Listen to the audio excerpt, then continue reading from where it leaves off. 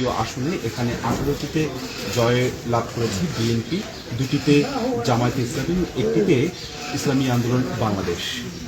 আর এই মুহূর্তে আমি যুক্ত করে নিতে চাই ইসলামী আন্দোলন বাংলাদেশের সিনিয়র নায়েবে আমির শাহেখে চরমোনাই মাওলানা মুফতি সৈয়দ মোহাম্মদ ফয়জুল করিম। আপনাকে আমাকে সময় দেওয়ার জন্য ধন্যবাদ জানাচ্ছি। আপনি বরিশাল 5 এবং বরিশাল 6 দুটি আসন থেকে নির্বাচন করেছিলেন, দুটি আসনে দেখেছি যে বিএনপি জয়যুক্ত হয়েছে।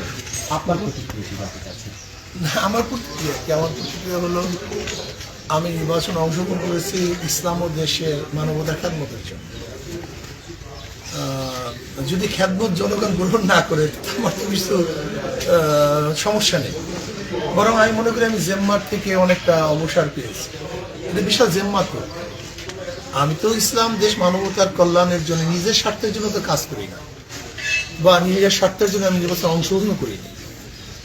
যেহেতু আমি অংশগ্রহণ করেছি ইসলাম দেশ মানবতার জন্য, যদি মানবতা আমাকে গ্রহণ না করে, আমাকে ভোট না দেয়, তারা আমাকে তাদের জন্য আমাকে কাছে না টানে, সেটা তাদের ব্যাপার। ভোট সম্পর্কে আপনার কাছে জানতে চাচ্ছি, ভোট কেমন হয়েছে আপনাদের দলের পর্যবেক্ষণটা কি?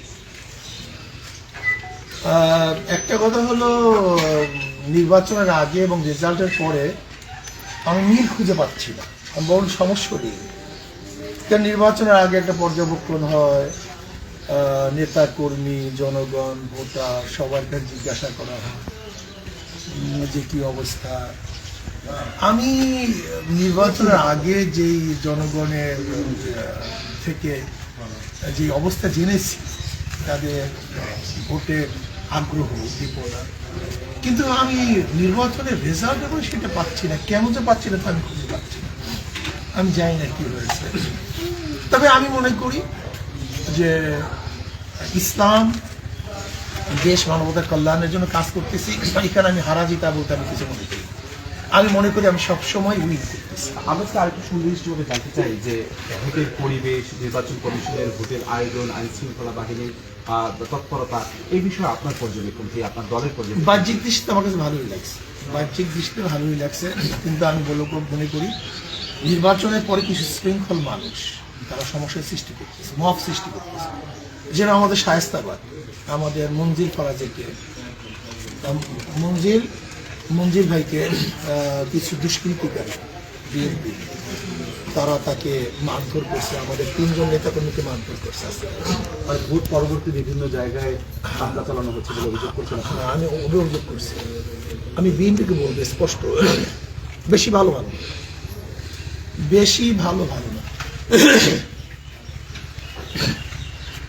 বিএনপিকে অবশ্যই মনে রাখতে হবে, মানুষ এই জুলুম অত্যাচার থেকে নিরাপত্তা চায়, নিস্তার চায়।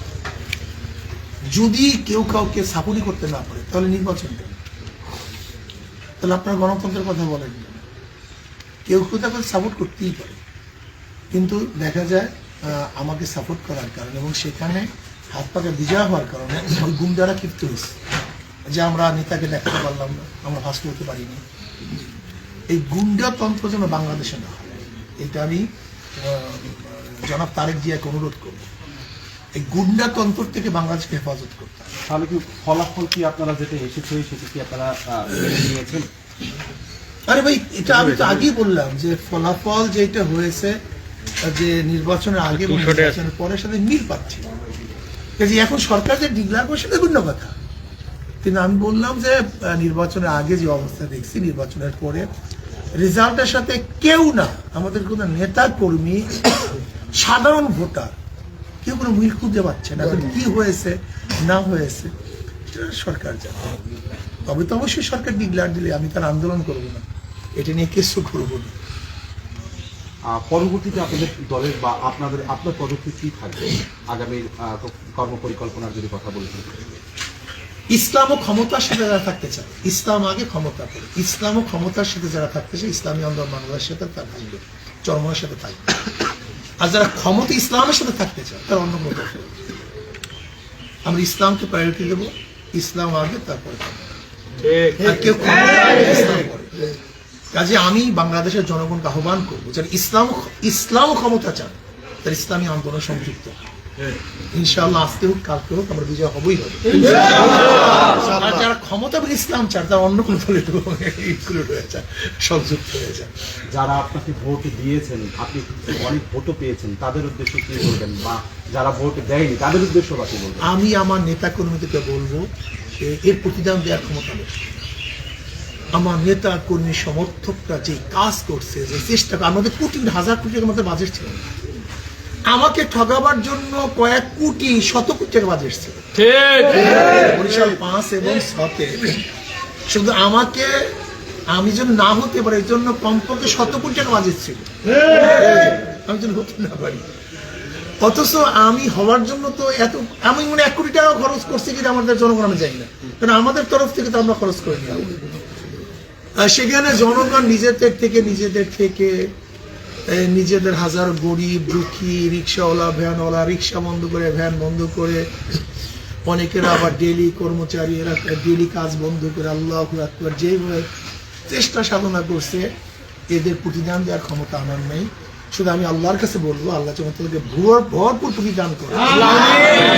আর যারা ইসলাম ও মানবতার জন্য, ইসলামের জন্য, দেশের জন্য, মানবতার জন্য ভোট দিয়েছে, আমি মনে করি এদের চেয়ে দামি, এদের চেয়ে মেধাবী, এদের চেয়ে জ্ঞানী দ্বিতীয় কোনো ভোটার আছে বলে আমি মনে করি না। এরা স্বার্থর বাহিরে, তারা জানে যে আমরা জোটের মধ্যে নাই, সেখানে আমরা ক্ষমতায় যেতে পারবো না, এটা তাদের জানা আছে।